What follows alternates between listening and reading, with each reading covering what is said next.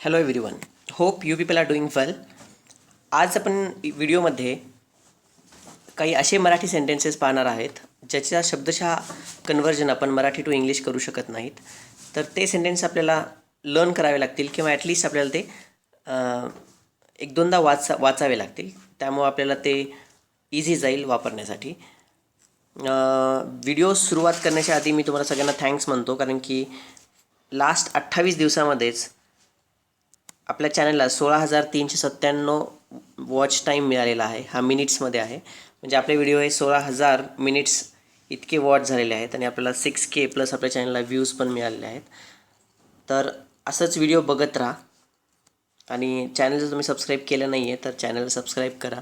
Video जर आवडले तर लाईक आणि कमेंट जरूर करा, किंवा तुम्हाला ज्या टाईपचे व्हिडिओज पाहायचेत ते मला कमेंट बॉक्समध्ये सांगा, मी so that I can create that kind of videos. दूध उतू गेले, तर जर नॉर्मल असेल दूध उतू गेले तर याला आपण काय म्हणू शकतो, मिल्क हॅज स्पिल्ड किंवा स्पिल्ड. मिल्क हॅज स्पिल्ड किंवा याला आपण स्पिल्ट पण म्हणू शकतो. स्पिल्ट आणि स्पिल्ड हे दोन्ही पण व्हर्बचे थर्ड फॉर्म आहेत, तुम्ही कोणताही वापरू शकता. समजा जर हाच क्वेश्चन असा असला असता की दूध एका कंटेनरमधून उतू गेले, तर थोडासा डिफरन्स आला असता.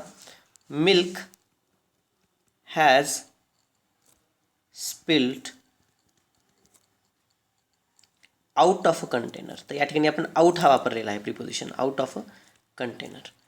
फर्स्ट सेंटेन्समध्ये मी असं काही वापरलं नाही, कारण की तिथं फक्त दूध उतू गेले, so milk has spilt.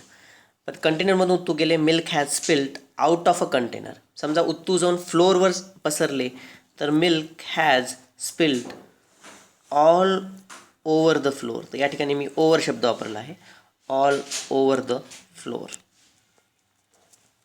All over the floor.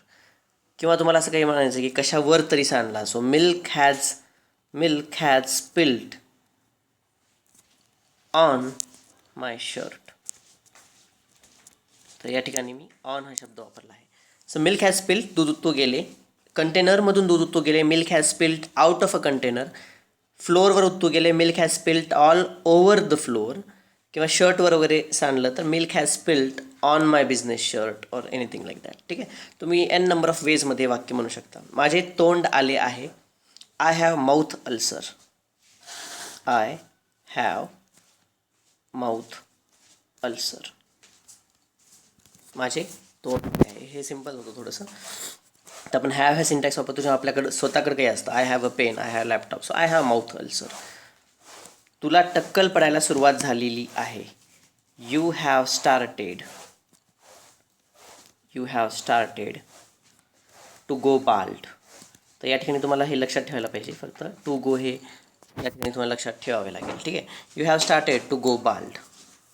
तू खूप जोरात घोरत होता, तर घोरणे snoring, so snore. He was, घोरत होता it's a past continuous, so he was snoring. Was वर plus V plus ING. He was snoring loudly. माझ्या पायाला गोळा आला, so it's a cramp, right. गोळा आला, so I have got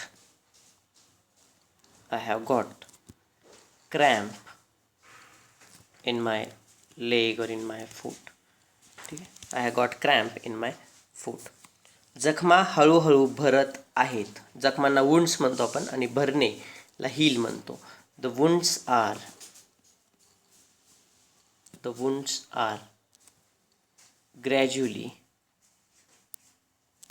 healing.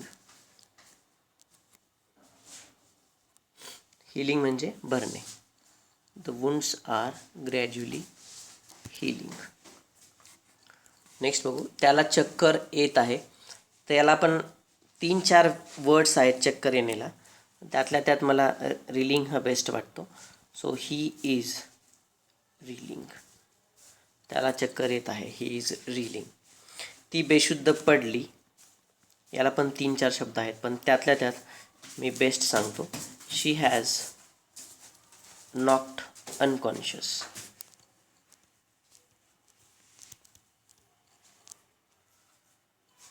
She has not unconscious.